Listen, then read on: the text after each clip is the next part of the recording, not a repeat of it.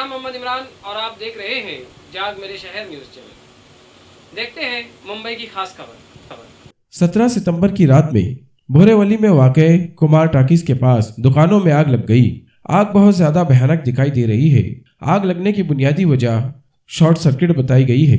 आग जिस दुकान में लगी वो दुकान कुर्सी की दुकान बताई जा रही है। जिस वक्त आग लगी उस वक्त दुकान के व्यापारी दुकान में मौजूद थे।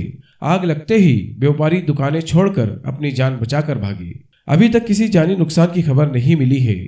हम आपको हादसे के वक्त की वीडियो बता रहे हैं, आगे की मालूमात का इंतजार है। आप देख रहे हैं जाग मेरे शहर न्यूज़ चैनल।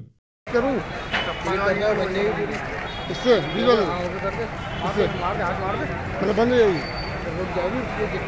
जाएगी,